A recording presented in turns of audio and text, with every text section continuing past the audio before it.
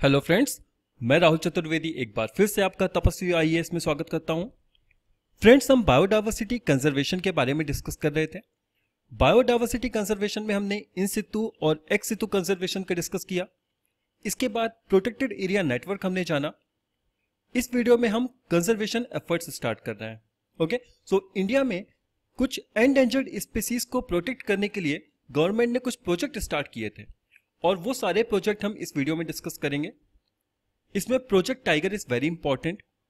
Project tiger, project elephant, one horn rhinoceros, snow leopard, sea turtle project, crocodile conservation project, project hangul and project dolphin. So ये सारे he endangered species हैं और इनको protect करने के लिए जो भी प्रोजेक्ट स्टार्ट हुए वो डिस्कस करेंगे। इसमें सबसे इंपॉर्टेंट प्रोजेक्ट टाइगर है। सो प्रोजेक्ट टाइगर या टाइगर कंजर्वेशन प्रोजेक्ट। इंडिया में 20th सेंचुरी में जब टाइगर पॉपुलेशन कैलकुलेट किया गया उस समय टाइगर की 20,000 से 40,000 इंडिविजुअल्स पाए गए। ओके, इसके बाद the first country wide tiger census conducted in 1972 and the estimated population in 1972 was 1800 individual. Okay, so आप देखिए 20,000 से लेकर 20,000 टू 40,000 इंडिविजुअल जो कि 20th सेंचुरी में थे वो उनकी पॉपुलेशन में रिडक्शन हुआ और वो रिडक्शन इतना ज्यादा हुआ कि 18,000 इंडिविजुअल्स बचे। और इस रिडक्शन की वजह से 1973 में project tiger was launched in Palamau tiger reserve. Palamau tiger reserve Jharkhand में लोकेटेड है and it is one of the 9 original tiger reserves in India. ठीक है, और इन 9 टाइगर रिजर्व्स में से सिर्फ पालामाऊ ही झारखंड में लोकेटेड है। ठीक है, it forms the part of Betla national park and Palamau wild life sanctuary. So Betla national park और वाइल्ड लाइफ सेंचुरी में ही टाइगर रिजर्व है, right. India has more than 80 national parks and 441 sanctuaries of which some has been declared as tiger reserve. Okay, so 80 national park और 441 centuries में से इनमें से ही कुछ को टाइगर रिजर्व बनाया गया है और इनमें से Betla tiger reserve is one of them. Tiger reserves are governed by the project tiger. ठीक है, जो कि 1973 में स्टार्ट हुआ। सो आपको याद रखना है, ईयर याद रखना है, 1973 में प्रोजेक्ट टाइगर लॉन्च हुआ था और इसका रीजन क्या था? एक alarming reduction of in the tiger population जो कि 20th सेंचुरी में 20,000 से 40,000 इंडिविजुअल्स थी और 1972 में रिड्यूस होकर के 1800 इंडिविजुअल्स बचे थे। ओके, अच्छा एक बात और, इंडिया में जो टाइगर रिजर्व बने वो कोर बफर स्ट्रैटेजी पर बेस्ड थे। ठीक है, कोर बफर स्ट्रैटेजी जैसे कि हमने बायोस्फीयर कंजर्वेशन में पढ़ा था, बायोस्फीयर रिजर्व में हमने देखा था। बायोस्फीयर रिजर्व में core, buffer and transition zone था। तो जो टाइगर रिजर्व बनाए गए वो कोर बफर स्ट्रैटेजी पर बनाए गए। Project Tiger centrally sponsored scheme के अंडर आते हैं। ठीक है, and this scheme is under Ministry of Environment and Forest. It is administered by National tiger conservation Authority और इसका जो मेन एम है is to protect tigers from extension by ensuring a viable population in their natural habitat. Government has set up a tiger protection force under Project Tiger to combat poachers. So government ने tiger protection force भी बनाया। जिस तरह से poaching होती है tigers की, उसको प्रोटेक्ट करने के लिए टाइगर प्रोटेक्शन फोर्स भी बनी है। Project tiger funds relocation of villages to minimise human tiger conflict. So जो टाइगर रिजर्व वाला टाइगर प्रोजेक्ट टाइगर के अंडर जो भी एरिया आता है उस एरिया से ह्यूमन पॉपुलेशन को वहां से माइग्रेट करना या रिलोकेट करना, ठीक है, जो विलेजेस वहां पर रहते हैं उनके रिलोकेशन के लिए भी प्रोजेक्ट टाइगर फंड एलोकेट करता है और ये बेसिकली ह्यूमन टाइगर कॉन्फ्लिक्ट को रिड्यूस या मिनिमाइज करने के लिए किया गया है। Tiger reserve core buffer strategy पर बेस्ड है। सो इसमें कोर जोन क्या होता है देखते हैं। The core area is kept free of biotic disturbances, forestry operations where collection of minor forest produce, grazing, human disturbances are not allowed within. So इस area में ग्रेजिंग या जो माइनर फॉरेस्ट प्रोड्यूस होते हैं जैसे कि हमने biodiversity reserve में देखा था। ठीक है, तो बायोडायवर्सिटी रिजर्व में क्या था उसमें कुछ एरिया जो कोस्ट जोन था, कोस्ट जोन को प्रोटेक्ट किया गया था। इसके बाद बफर एरिया और ट्रांजिशन जोन, वहां पर ह्यूमन हैबिटेशन अलाउड था, राइट। सो इसमें भी कोस्ट जोन में जितना भी ह्यूमन डिस्टर्बेंसेस है वो रिस्ट्रिक्शंस है उसमें, राइट। जैसे कि ग्रेजिंग या जो भी माइनर फॉरेस्ट प्रोड्यूस होता है वो अलाउड नहीं है। These areas are required to be kept for the purpose of tiger conservation without affecting the right of the scheduled tribes or such other forest dwellers. ठीक है। These areas are notified by the state government in consultation with the expert committee. Right? So ये area state government इसको notify करता है coast zone को। And what is buffer zone? The Act defines buffer zone as the area peripheral to the critical tiger habitat or core area, providing supplementary habitat for dispersing tigers, besides offering scope for coexistence of human activity. So human activity इसमें buffer zone में allowed है, लेकिन ये जो human activity allow basically tribals के लिए allowed है, ठीक है। जो उस एरिया में tribals community है, उन tribals community को वहां पर जो भी इंटरफेरेंस उनका वो अलाउड है, जैसे कि ग्रेजिंग हो गया या माइनर फॉरेस्ट प्रोड्यूस हो गया, ठीक है। सो ये सारी एक्टिविटीज वहां पर बफर जोन में अलाउड है। The limit of such area are determined with the concerned gram sabha and an expert committee constituted for the purpose. So इस एरिया की बफर जोन का जो लिमिट है वो वहां की जो लोकल ग्राम सभा है वो डिटरमाइन करती है by the consultation with the expert committee. Tiger task force, मैंने आपको बताया टाइगर टास्क फोर्स भी इसमें बनाया गया है, बेसिकली पोचर्स से टाइगर्स को प्रोटेक्ट करने के लिए। So the implementation of Project tiger was over the year has highlighted the need for statutory authority with legal backing to ensure tiger conservation. On the basis of recommendation of National Board for Wild Life, a task force was set up to look into the problems of tiger conservation in the country. So National Board for Wild Life के recommendation से task force बनी है ये, okay.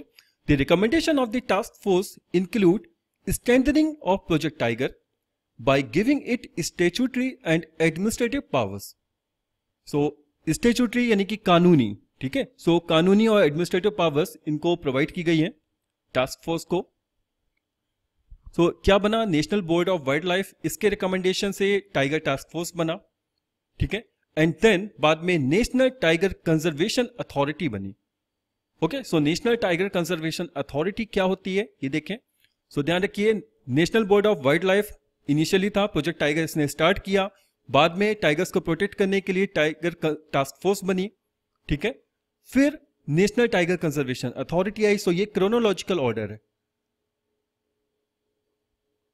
National tiger conservation Authority और NTCA. The National Tiger Conservation Authority was established in December 2005 following a recommendation of the Tiger Task Force. ठीक है। सो year आपको याद रखना है, दिसंबर 2005 में बनी थी ये। National tiger conservation authority administers project tiger. Administration of the Tiger Reserve will be in accordance with the guidelines of the National Tiger Conservation Authority. ठीक है। सो जो भी गाइडलाइंस प्रोवाइड करता है टाइगर रिजर्व को, that body is NTCA. Tiger reserves in India are administered by the field directors as mandated by NTCA. No alteration in the boundaries of a tiger reserve shall be made except on the recommendation of the NTCA and approval of the National Board for Wildlife. तो अगर tiger reserve की boundary में से अगर कुछ changes लाने होते हैं, कुछ अल्टरेशन होता है, ठीक है, सो वो बेसिकली NTCA के रिकमेंडेशन के बाद ही होता है, और साथ में वो National Board for Wild Life के अप्रूवल होगा, उसके बाद ही हो पाएगा। No state government shall de-notify a tiger reserve except in public interest with the approval of the NTCA and the approval of the National Board for Wild Life. So state government किसी भी tiger reserve को अगर D notify करती है, ठीक है, और वो बेसिकली पब्लिक इंटरेस्ट के लिए किया जा रहा है, उसके लिए NTCA का और national Board for Wild life का अप्रूवल होना जरूरी है। The Wildlife Protection Amendment Act 2006. The Act provides for creating national tiger conservation authority and tiger and other endangered species crime control bureau, ठीक है, जिसको wild life crime control bureau भी बोला जाता है। सो ये नेशनल टाइगर कंजर्वेशन अथॉरिटी और tiger and other endangered crime control bureau, ये वाइल्ड लाइफ प्रोटेक्शन का जो 2006 में अमेंडमेंट हुआ था उससे ये बनी थी। एनटीसीए के जो मेंबर्स हैं वो देखिए क्या कौन कौन है। The Wildlife Protection Amendment Act 2006 provides for the constitution of the National Tiger Conservation Authority. NTCA was set up under the chairmanship of the Ministers of the Environment and Forest. So इसका chairman कौन होता है? Minister for Environment and Forest.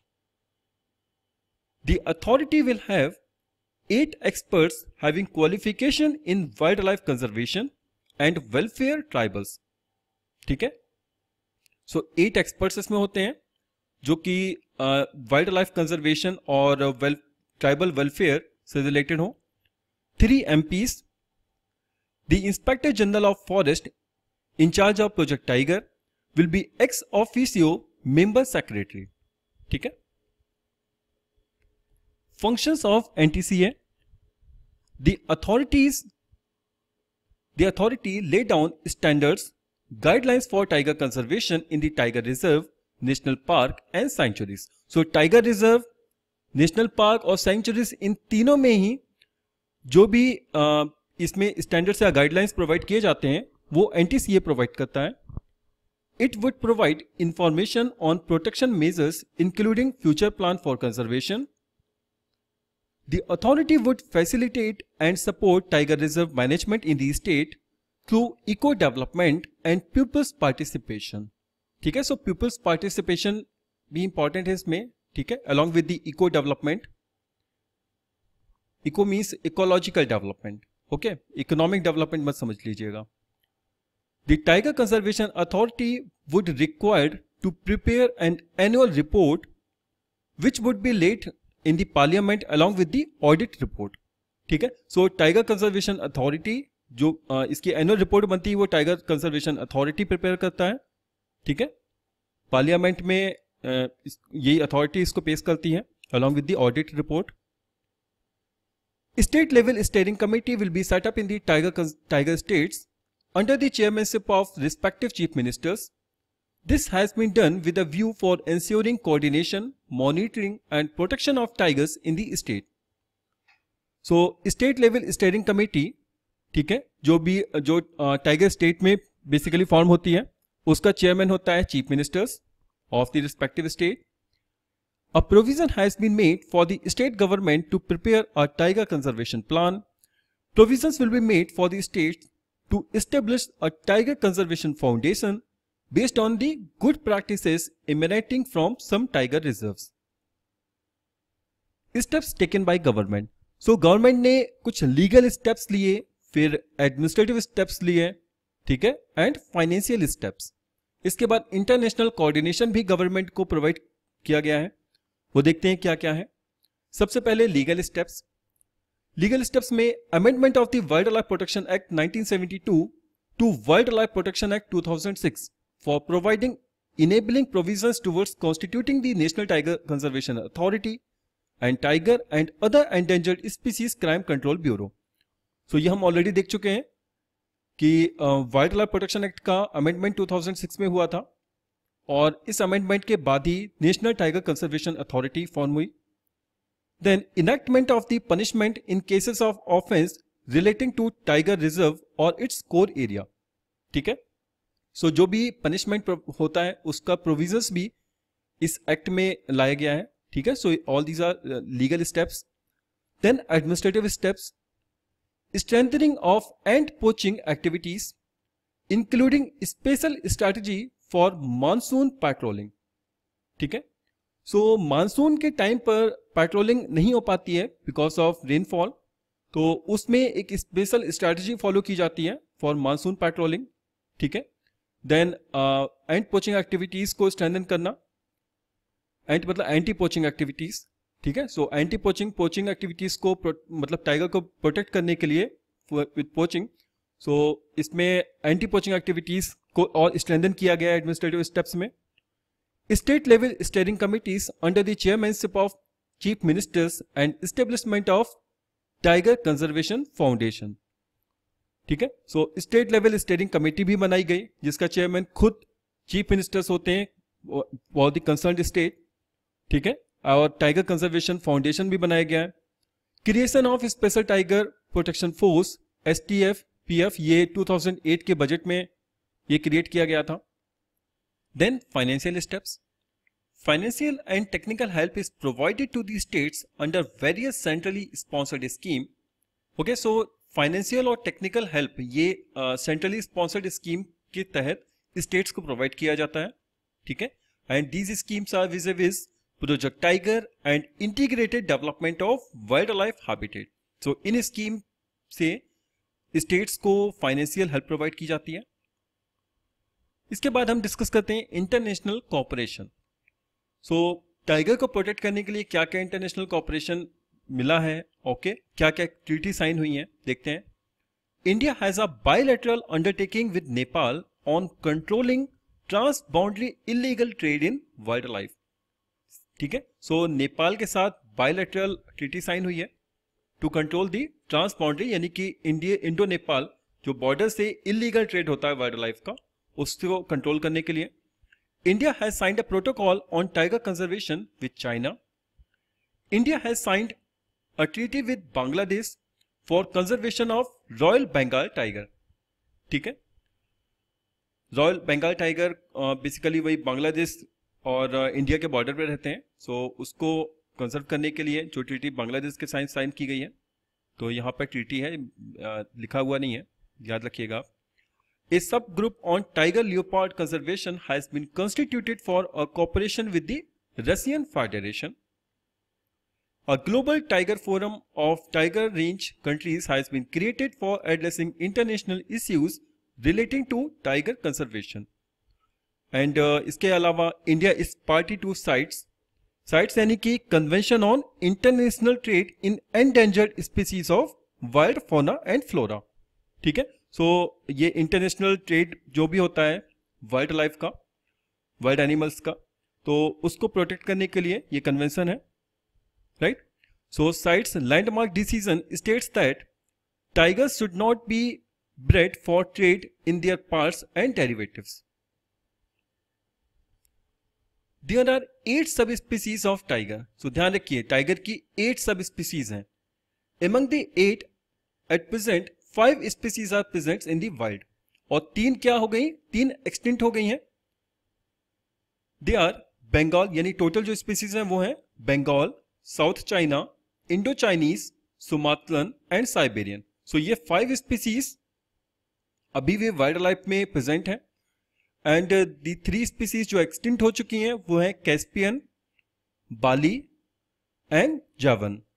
सो ये 3 species आपसे अक्सर exam में पूछा भी जा सकता है, ऑब्जेक्टिव टाइप में आ सकता है मल्टीपल चॉइस में, कि कौन सी स्पीसीज एक्सटिंक्ट हो चुकी हैं।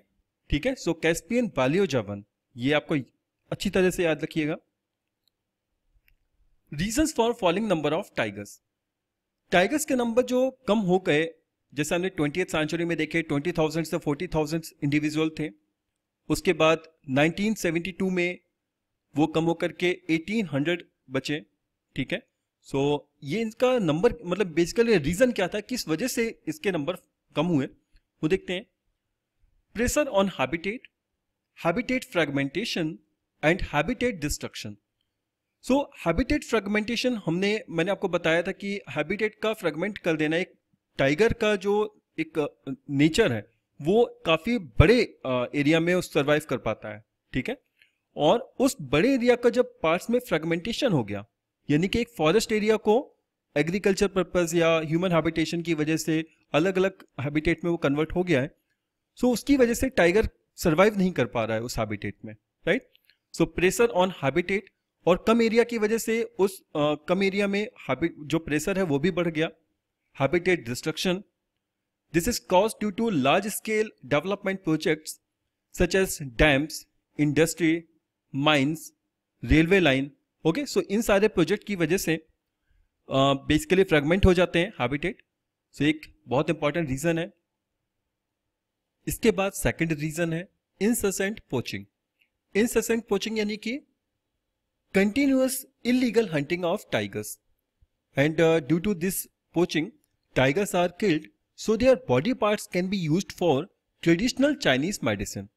So traditional Chinese medicine में टाइगर के बॉडी पार्ट्स का यूज होता है और इस वजह से ये एक इंपॉर्टेंट रीजन है जिसके लिए टाइगर्स को किल किया जाता है. Okay. Third reason is invasive species. Invasive species destroy the local producers. ठीक है. उस हैबिटेट में जो स्पीसीज नहीं है, जो नहीं पाई जाती है, लेकिन उनका इन्वेजन हो गया है और वो उस हैबिटेट में आ गई हैं और वो स्पीसीज क्या करती हैं, लोकल प्रोड्यूसर को डिस्ट्रॉय कर देती हैं. This has a cascading effect on the food chain और इसकी वजह से क्या होता है, फूड चेन ब्रेक हो जाती है. और फूड चेन में हम जानते हैं सबसे टॉप पे टाइगर्स आते हैं. ठीक है. और टाइगर सबसे टॉप में और फूड चेन ब्रेक हो गई, सो सबसे ज्यादा अफेक्टेड जो है वो टाइगर्स हैं. So tigers are the worst hit as they are at the end of the food chain. Tiger represents an umbrella species that indicate the health of the ecosystem. ठीक है. यानी अगर टाइगर सर्वाइव कर रहे हैं, tiger healthy है, तो इसका मतलब पूरी कंप्लीट फूड चेन वो बहुत ही हेल्दी है और प्रॉपर फूड चेन वर्क कर रही है. अगर टाइगर सफर कर रहे हैं, इसका मतलब फूड चेन में कहीं ना कहीं कोई ना कोई प्रॉब्लम है. Right. Reason for slightly increased tiger population recently. So recently tiger population increase हुई है और उसके increase होने के क्या क्या रीजन है, ये आपके मेंस पॉइंट ऑफ व्यू से बहुत ही इंपॉर्टेंट इशू है. आपके मेंस में पूछा जा सकता है कि टाइगर का रिसेंटली जो टाइगर पॉपुलेशन इंक्रीज हो रही है उसका क्या रीजन है, इलैबोरेट. ओके. आपको अराउंड 100 वर्ड्स में इसको अगर एक्सप्रेस करना हो तो किस तरह करेंगे, तो रीजन मैं आपको बता दे रहा हूं. Wireless communication systems and outstation patrolling camps have been developed within the tiger reserves, due to which poaching has declined considerably. So wireless communication system और जो patrolling camp होते हैं, ठीक है, वो टाइगर रिजर्व के अंदर इंटीरियर में उनको डेवलप किया गया है. इसकी वजह से पोचिंग को वो काफी हद तक एलिमिनेट किया जा सका है. Then fire protection is effectively done by suitable preventive and control measures. ठीक है. फायर जो फॉरेस्ट फायर लगती है उसको प्रोटेक्ट किया गया है. Then voluntary village relocation has been done in many reserves. Village का रिलोकेशन, जो विलेजेस हैं उनको रिलोकेट करने के लिए मैंने आपको बताया था फंडिंग भी प्रोवाइड की जाती है. ठीक है. टाइगर रिजर्व अथॉरिटी जो फंडिंग इसमें प्रोवाइड करती है. इसमें अक्सर ऐसा होता है कि विलेजेस अपोज करते हैं रिलोकेशन के लिए, लेकिन बहुत सारे एरियाज में जहां टाइगर रिजर्व्स हैं वहां पे जो विलेजेस हैं उनका रिलोकेशन वॉलंटरी हुआ है, यानी उन्होंने खुद इंटरेस्ट जताया कि हाँ उनको रिलोकेट किया जाए. Right. Then livestock grazing has been controlled to a great extent in the tiger reserves. So ये controlling basically wireless communication system और जो आउट स्टेशन पेट्रोलिंग कैंप्स हैं उनकी वजह से हो पाई है. Then various compensatory development works have improved the water regime and ground and field level vegetation. Stringent punishment for violators. जो लीगल पनिशमेंट प्रोवाइड किया जाता है वायलेटर्स को, जो रूल्स हैं उनको वायलेट करते हैं. ठीक है. सो जो स्ट्रिंजेंट पनिशमेंट है उसकी वो भी एक इंपॉर्टेंट रीजन है जो कि जो भी वॉलेटर्स है उनको डीमोटिवेट करता है. GIS based digitized database development to evaluate tiger population. ठीक है. सो टाइगर पॉपुलेशन को GIS बेस्ड डिजिटाइज्ड डेटाबेस के तहत उसको डेवलप किया गया है. अब बताइए ये टाइगर पॉपुलेशन को एस्टिमेशन किस तरह किया जाता है, किस तरह से कैलकुलेट की जाती है टाइगर पॉपुलेशन, ये देखते हैं. The process of estimating the number of tigers in a given area is called tiger census. It is conducted at regular interval to know the current tiger population and population trends. Besides estimating the number of tigers, the method also helps to gather information on the density of the tiger population and associated prey. So tiger population के साथ साथ जो associated prey है, ठीक है, उसकी भी information gather करना, ये भी इसके अंदर आता है. And the most commonly used technique in the past was पग मार्क सेंसस टेक्निक. पग मार्क यानी कि जो टाइगर के फुट है उसके मार्क, ठीक है। पग यानी कि पद, पद मतलब फुट होता है, ठीक है। सो फुट के मार्क का जो सेंसस उनको कैलकुलेट किया जाता है, और ये पास्ट में इसी टेक्निक का यूज किया जाता था। In this method the imprints of the pug mark of the tiger was recorded and used as a basis for identification of individuals. Now, it is largely used as one of the indices of tiger occurrence and relative abundance. Recent method used to estimate the number of tigers are camera trapping. So, pug mark technique past में use होती थी, और recently जो method use किया जाता था वो है camera trapping and DNA fingerprinting. ठीक है, डीएनए हम जानते हैं सभी इंडिविजुअल का अलग अलग होता है। सो डिफरेंट टाइगर के जो हैं उनके डीएनए लेकर के उनसे उनका कैलकुलेशन करना कि हाँ कितने नंबर ऑफ पॉपुलेशंस हैं। In camera trapping the photograph of tiger is taken and individuals are differentiated on the basis of strips on the body. So tigers को जो उनकी बॉडी में स्ट्रिप्स हैं उससे आइडेंटिफाई किया जाता है, ठीक है। सभी टाइगर में जो स्ट्रिप पैटर्न है वो डिफरेंट होता है, और इस तरह से अलग अलग इंडिविजुअल को आइडेंटिफाई किया जा सकता है। In the latest technique of DNA fingerprinting, tigers can be identified from their scats. Scats यानी कि solid excretory product या stool of tiger. Okay? So जो टाइगर का स्टूल होता है उसमें उसकी से जो DNA फिंगरप्रिंटिंग आती है उससे उनको आइडेंटिफाई किया जाता है। तो ये हमने टाइगर प्रोजेक्ट के बारे में अभी जाना।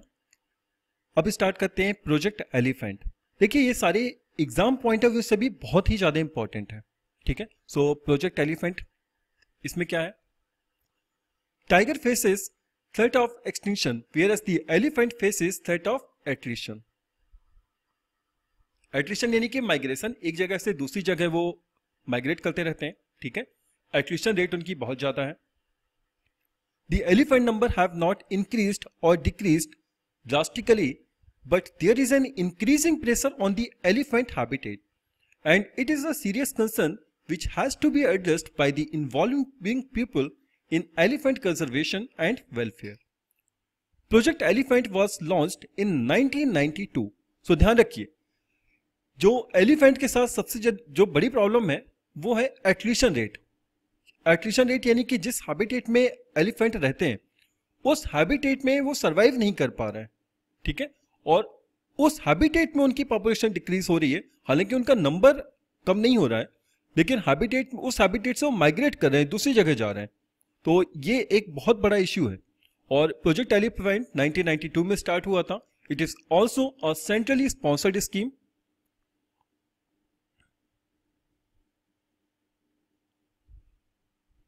इसका ऑब्जेक्टिव्स क्या है, to assist states having population of wild elephants and to ensure long-term survival of identify viable populations of elephant in their natural habitat, ठीक है। सो जो भी आइडेंटिफाइड एलिफेंट हैं वो उनके नेचुरल हैबिटेट में उनका लॉन्ग टर्म सर्वाइवल हो पाए, ठीक है। Addressing man animal conflict, developing scientific and plant management measuring for conservation of elephant, protecting the elephants from poachers, preventing illegal ivory trade and other unnatural causes of death, ठीक है। So ये सारे main objectives हैं project elephant के। The project is being mainly implemented in 13 states, 13 states and UTs, और ये है Andhra Pradesh, Arunachal Pradesh, Assam, Jharkhand, Karnataka, Kerala, Meghalaya, Nagaland, Orissa, Tamil Nadu, Uttaranchal, Uttar Pradesh and West Bengal. Small support is also being given to Maharashtra and Chandigarh.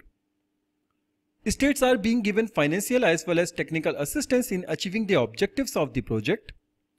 और ये फाइनेंशियल और टेक्निकल असिस्टेंस सेंटर के द्वारा प्रोवाइड किया जाता है। Elephant corridor, an elephant corridor is defined as a stretch or narrow strips of forested land that connects larger habitat with elephant populations and forms a conduit for animal movement between the habitat. So elephant के जो larger habitats हैं, ठीक है, उनके बीच में जो एक connectivity provide की गई है, एक कंडुइट है, उसको, उस कॉरिडोर को एलिफेंट कॉरिडोर बोला जाता है। यानी कि एलिफेंट के एक हैबिटेट से दूसरे हैबिटेट तक जिस पाथ से एलिफेंट माइग्रेट करते हैं या मूव करते हैं, उस पाथ को कॉरिडोर बोला गया है, elephant corridor. This movement helps enhance species survival and birth rate. There are 88 identified elephant corridor in India and out of total 88 corridor 20 corridor South India में है, 12 नॉर्थ वेस्टर्न इंडिया में है and 20 central India में है, ठीक है, 14 in northern West Bengal and 22 in north eastern India, ठीक है। सो ध्यान रखिए सबसे ज्यादा कहां पर है, नॉर्थ ईस्टर्न इंडिया में है। Threats to elephant corridor. Habitat loss leading to fragmentation and destruction caused by the development activities like construction of building, roads, railways, holiday resort and the fixing solar energized electric fencing. So इन सारी reasons की वजह से habitat loss हो रहा है और fragmentation हो रहा है habitat का, ठीक है। और इस fragmentation की वजह से जो कॉरिडोर है वो कॉरिडोर ब्रेक हो रहा है, उसको डिस्ट्रॉय हो रहा है वो corridor, right. Then coal mining and iron ore mining is two single biggest threat to elephant corridor in central India. So central India में ये इस habitat के destruction का जो important reason है वो है coal mining and iron ore mining. Okay? Odisha, Jharkhand and Chhattisgarh are mineral rich states but also have the highest number of elephant corridors in the country, which makes them known for elephant man conflict. So जो भी development activities हैं वो development activities की वजह से elephant corridor वो break हो रहा है, उसका फ्रेगमेंटेशन हो रहा है। और बेसिकली जो इंपॉर्टेंट स्टेट्स हैं जैसे कि उड़ीसा, झारखंड और छत्तीसगढ़, ये मिनरल रिच स्टेट्स हैं और मिनरल रिच स्टेट्स होने की वजह से यहाँ पे मिनरल एक्सप्लोरेशन वर्क होता है, ठीक है, जैसे कि कोल माइनिंग या आयरन ओर माइनिंग। और ये सारे रीजन की वजह से जो एलिफेंट कॉरिडोर है वो डिस्ट्रॉय हो रहा है, उसका फ्रेगमेंटेशन हो रहा है और इसकी वजह से जो एलिफेंट का एट्रिशन रेट है वो भी बढ़ रहा है, यानी कि वो अपने कॉरिडोर से पास ना होकर के यहां वहां उनका माइग्रेशन हो रहा है। Okay, there is also serious poaching problems as elephant ivory from the tusk is extremely valuable. So elephant ivory या हाथी दांत जो होते हैं वो उसका प्राइस काफी ज्यादा होता है, काफी कॉस्टली वो सेल होते हैं, ठीक है। वो उनका बेसिकली ज्वेलरी वगैरह या कई पर्पज से उनका यूज होता है। सो उनकी वैल्यू की वजह से जो एलिफेंट की पोचिंग बढ़ती जा रही है, right, mainly because of economic gain. Elephants need extensive grazing grounds and most reserves can not accommodate them. If protected areas are not large enough, elephants may search for food elsewhere. This often results in conflict with humans due to elephants raiding or destroying crops. Okay, so आप जो उनका existing habitat है, उस habitat में क्या हो रहा है, डेवलपमेंट एक्टिविटीज हो रही है, ठीक है, और डेवलपमेंट एक्टिविटीज की वजह से उनका हैबिटेट छोटा होता जा रहा है और छोटा हो रहा है तो उनका जो ग्रेजिंग ग्राउंड है वो भी कम हो रहा है। लेकिन एलिफेंट का साइज बड़ा होता है, उनको एक्सटेंसिव ग्रेजिंग ग्राउंड की नीड होती है, राइट। छोटे जो रिजर्व्स हैं वो उनको एकोमोडेट नहीं कर सकते। ओके, सो अगर प्रोटेक्टेड एरिया बड़ा नहीं होगा तो एलिफेंट क्या होंगे, वो दूसरी जगह माइग्रेट करेंगे for the need of food. और इस वजह से जब वो माइग्रेट करेंगे तो अक्सर ऐसा होता है वो क्रॉप से पास होते हैं और क्रॉप से पास होने की वजह से क्रॉप्स डिस्ट्रॉय हो जाती है, ठीक है। सो ये इस प्रॉब्लम को बेसिकली क्या बोला जाता है, एलिफेंट ह्यूमन कॉन्फ्लिक्ट। मिटिगेशन। सो ये सारी प्रॉब्लम्स जो एलिफेंट के साथ हैं उनसे किस तरह से उनसे निजात पाई जा सकती है, किस तरह से उनके प्रोटेक्टेड एरिया को प्रोटेक्ट किया जा सकता है, ठीक है, नेचुरल हैबिटेट को किस तरह से प्रोटेक्शन प्रोवाइड करना चाहिए, देखते हैं। Fusion of the corridors with the nearby protected area wherever feasible. So जहां तक हो सकता है वो कॉरिडोर को उनके पास में जो प्रोटेक्टेड एरिया है उससे साथ में मिला देना चाहिए। Okay, in other cases declaration as ecologically sensitive area और conservation reserves to grant protection. So साथ में ecologically sensitive area भी उसको declare करना चाहिए, ठीक है. During the process of securing a corridor, monitoring for animal movement have to be carried out. Depending on the need, habitat restoration work shall also be done. Okay.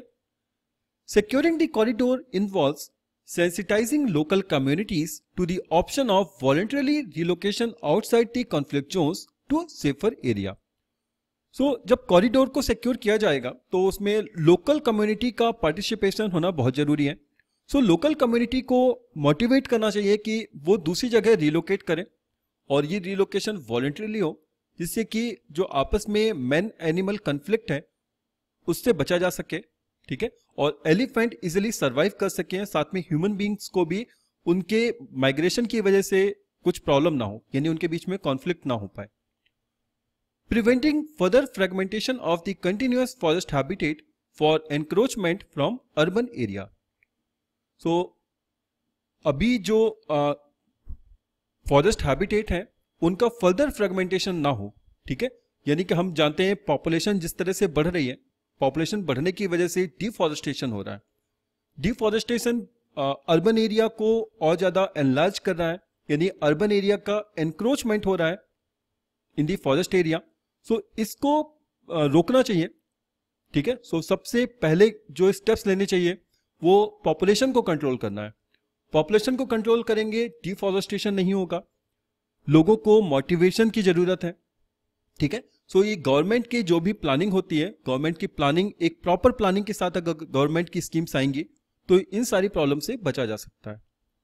जैसे कि आप अगर बात करें गवर्नमेंट प्लानिंग की, तो अगर गवर्नमेंट एक नॉलेज को, जो एजुकेशन को प्रमोट करती है, so how education is related with the mitigation strategy to protect the elephants और टाइगर. सो सबसे इंपॉर्टेंट इसमें क्या है कि अगर जो गवर्नमेंट की जो डेवलपमेंट एक्टिविटीज होती हैं वो विलेजेस में भी बढ़े, तो उससे क्या होगा, जो विलेज एरिया में या नॉन डेवलप्ड एरिया से लोग माइग्रेट करके अर्बन एरिया में आते हैं, उनका माइग्रेशन नहीं होगा, यानी उनको जॉब अपॉर्चुनिटी अगर अपने एरिया में मिल रही तो वो अर्बन एरिया में नहीं आएंगे, मेट्रोपॉलिटन या कॉस्मोपॉलिटन सिटीज में नहीं आएंगे. और जब वो नहीं आएंगे तो एनलार्जमेंट नहीं होगा अर्बन एरिया का, डिफॉरेस्टेशन नहीं होगा. Okay, so how education is related with this problem, आप इजिली इनको रिलेट कर सकते हो. Okay, monitoring of illegal killing of elephants programme, इसको माइक भी बोला जाता है, ठीक है. Mandated by COP resolution of CITES, COP यानी कि conference of parties resolution of CITES. MIKE programme started in South Asia in the year 2003 with following purpose: to provide information needed for elephant range states to make appropriate management and enforcement decisions and to build institutional capacity within the range states for the long-term management of their elephant population. इसके बाद हाथी मेरा साथी campaign. हाथी मेरा साथी is a campaign launched by the Ministry of Environment and Forest in partnership with the Wildlife Trust of India. The campaign was launched at the Elephant 8 ministerial meeting held in Delhi in the year 2011. ठीक है, सो elephant 8 ये campaign 2011 में launch हुआ था, जो कि sorry हाथी मेरा साथी ये लॉन्च हुआ था 2011 में, ठीक है. और ये मीटिंग हुई थी एलिफेंट 8 मिनिस्ट्रियल मीटिंग दिल्ली में हुई थी. E8 countries comprise of India, Botswana, Republic of Congo, Indonesia, Kenya, Sri Lanka, Tanzania and Thailand. So E8 countries का नाम आपको थोड़ा याद रखिएगा, हालांकि अभी ये 2011 में हुआ था, इतना इंपॉर्टेंट नहीं है, फिर भी आपको आना चाहिए. This public initiative was aimed at increasing awareness among people and developing friendship, companionship between people and elephants. The campaign Muscat Gaju. The campaign focuses on various target audience groups including local, near elephant habitats, youth, policy makers among others. So इस campaign का जो main focus है elephant habitat के जो पास में जो भी लोग रहते हैं, ठीक है, लोकल्स हो गए, यूथ हो गए या पॉलिसी मेकर्स हो गए, इन सभी को इन्वॉल्व करना। It envisions setting up of Gaja, Gaja यानी कि एलिफेंट को गाजा बोलते हैं और इसके लिए इसीलिए इसका नाम है द कैंपेन मस्कट गाजू।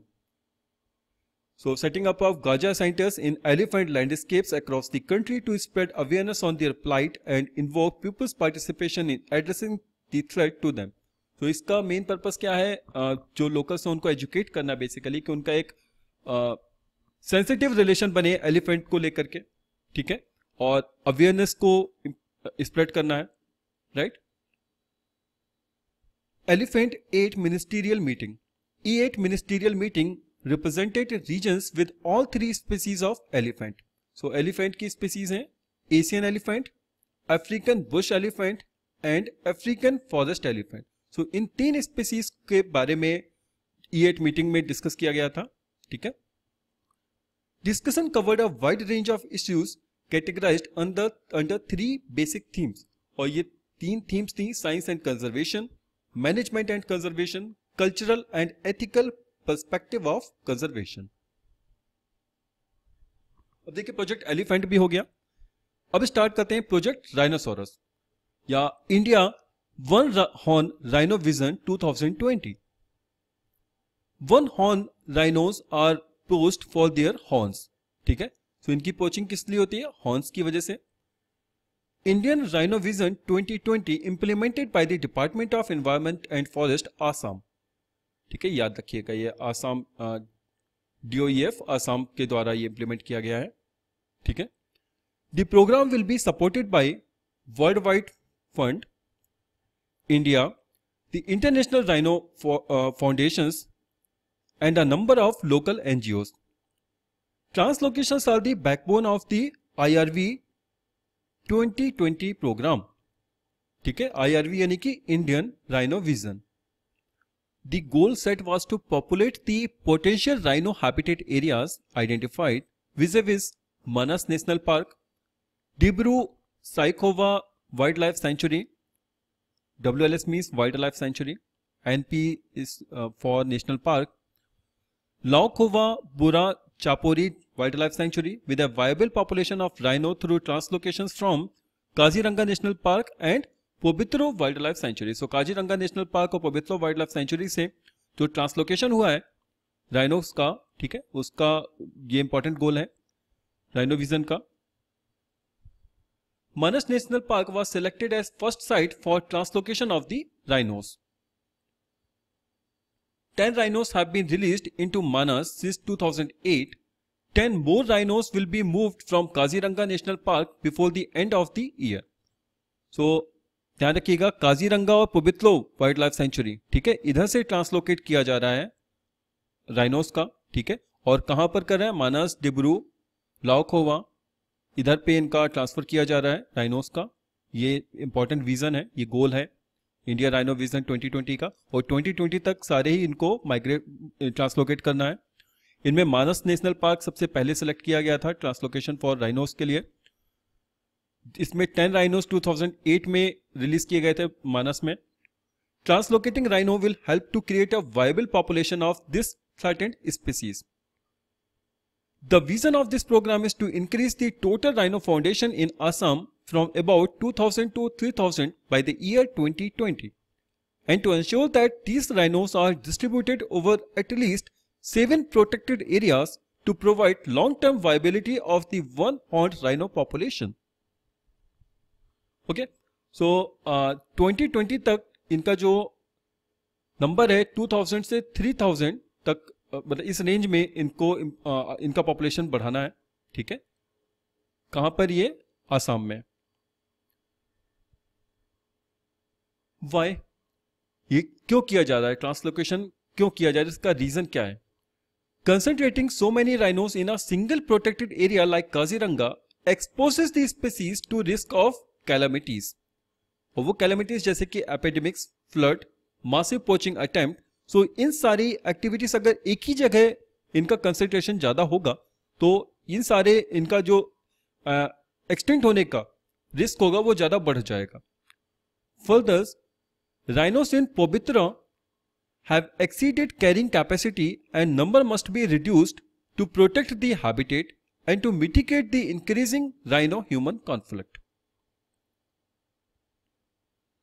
अब स्टार्ट करते हैं project snow leopard.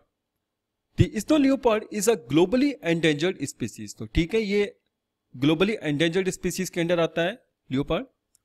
Merely 7,500 are estimated to be surviving over 2 million square kilometer in the Himalaya and Central Asian mountains. Most snow leopard occur in China, followed by Mongolia and India. So China में सबसे ज्यादा है, second पे Mongolia and India. Threats posed due to human interference, competition with livestock, people kill them to save their livestock.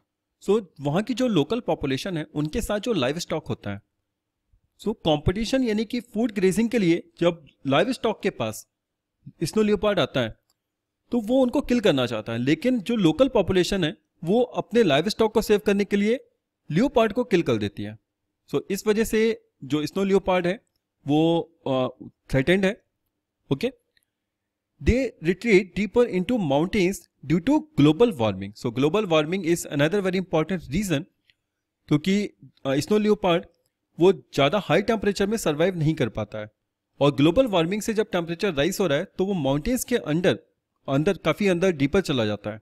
Okay, and the fourth very important, poaching. Why to conserve the high altitude ecosystem?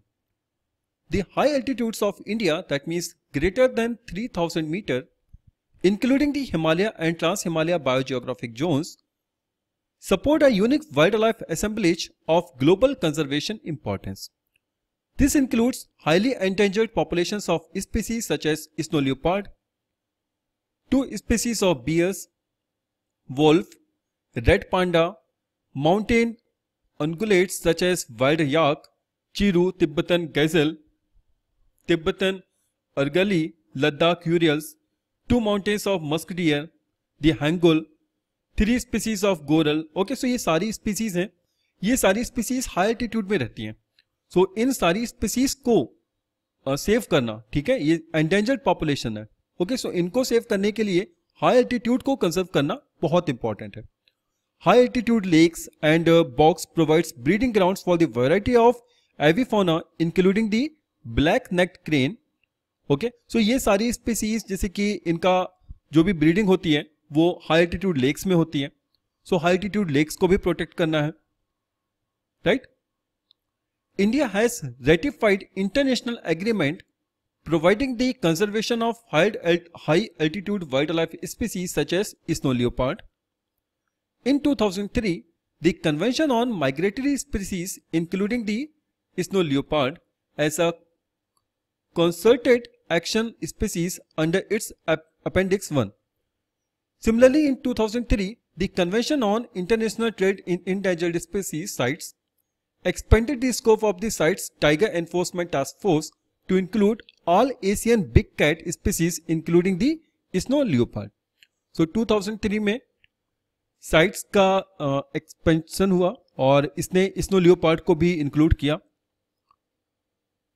अब देखते हैं sea turtle project. A significant proportion of the world's olive ridley turtle population migrates every winter to Indian coastal waters for nesting mainly at eastern coast. So Orissa के eastern coast में एक Ganjam coast है, वहां पर olive readily turtles हर साल वहां पर आते हैं एंड वो उस जगह उनकी ब्रीडिंग होती है, नेस्टिंग होती है, ठीक है। So with the objective of conservation of olive ridley turtles and other endangered marine turtles, Ministry of Environment and Forest initiated the Sea Turtle Conservation Project in collaboration with the UNDP, United Nations Development Program in 1999 with Wildlife Institute of India, Dehradun as the implementing agency. So इस project की जो implementing agency है वो Wildlife Institute of India है, जो कि देहरादून में located है। The project is being implemented in 10 coastal states of the country with special emphasis in the state of Odisha. So मैंने आपको बताया उड़ीसा एक बहुत बड़ा ग्राउंड है इनकी नेस्टिंग और ब्रीडिंग के लिए। So ज़्यादा जो स्पेशल एम्फेसिस है वो उड़ीसा स्टेट में दिया गया है, गंजम कोस्ट में। The project has helped in preparation of inventory map of the breeding sites of the sea turtles, identification of the nesting and breeding habitats along the shoreline, and migratory routes taken by sea turtle, development of guidelines for safeguard and minimize turtle mortality. One of the important achievements have been demonstration of the use of satellite telemetry to locate the migratory route of olive ridley turtles in the sea and sensitizing the fishermen and state government for the use of turtle explosive device in the fishing trawlers to check turtle mortality in fishing net. So जो वहाँ पे fisherman है वो basically जो explosive का use करते हैं fishing के लिए, ठीक है. सो जो भी एक्सप्लोसिव यूज कर रहे हैं वो टर्टल एक्सप्लोसिव डिवाइस का यूज ना करें. इसके लिए जो फिशरमैन है उनको थोड़ा सा उनको मोटिवेट करना जरूरी है, ठीक है. तो इस सब प्रोजेक्ट में ये सारी बातें इंक्लूडेड हैं. Now Indian crocodile conservation project. The Indian Crocodile Conservation Project has pulled back the once threatened crocodilians from the brink of extinction and placed them on a good path of recovery. So once upon a time crocodile extinct में आ गया था, लेकिन इस project की वजह से उनको वापस से एक अच्छा उनकी रिकवरी हुई है, ठीक है. उनके नंबर्स में काफ़ी इंप्रूवमेंट हुआ है, ओके, और वो एक्सटिंक्ट में नहीं है. इस प्रोजेक्ट का जो मेन ऑब्जेक्टिव्स हैं, to protect the remaining population of crocodilians in their natural habitat by creating sanctuaries, to rebuild natural population quickly through grow and release or rear or release technique, to promote captive breeding. Captive breeding का मतलब होता है that the members of the wild species are captured, then bred and raised in a special facility under the care of wild life biologist and other expert, ठीक है. सो wild species को उनको capture करके उनकी ब्रीडिंग होती है और फिर जो वाइल्ड लाइफ बायोलॉजिस्ट है उनके सर्विलेंस में उनको रखा जाता है. Bringing an animal into captivity में represent the last chance to preserve a species in the wild. So अगर वाइल्ड में उनका कंजर्वेशन नहीं हो पा रहा है तो captive breeding is the last hope, और इस वजह से इसके साथ ही उनको प्रोटेक्ट किया जा सकता है. To take up research to improve management, to build up a level of trained personnel for better continuity for the project through training imparted at the project sites and through the central crocodile breeding and management training institute Hyderabad, ठीक है. So central crocodile breeding और management training institute Hyderabad में located है, याद रखिएगा. To involve the local people in the project intimately, ठीक है. Project Hangul. The Kashmir stag, also called as Hangul, is a subspecies of Central Asian red deer native to the northern India. So Central Asian red deer की species है Hangul. It is the state animal of Jammu and Kashmir. Jammu and Kashmir का ये state animal है. In Kashmir, it is found in Dachingam National Park at elevation of 3035 meters. So इतने high elevation में ये पाया जाता है. These deers was numbered from 5000 animals in the beginning of the 20th century. So 20th century के beginning में इनका number 5000 था. Unfortunately, they were threatened due to habitat destruction, overgrazing by domestic livestock and poaching.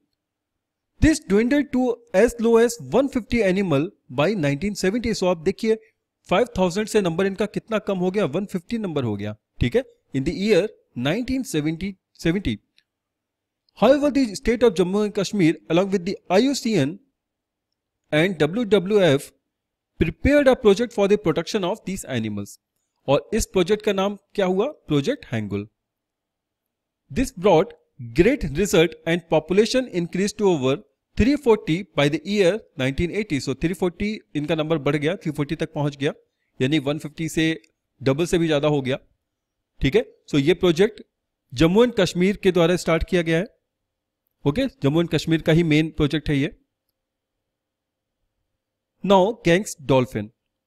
The Ministry of Environment and Forest notifies the Ganges River dolphin as National Aquatic Animal. So ध्यान रखिए, Ganges dolphin ये national aquatic animal है।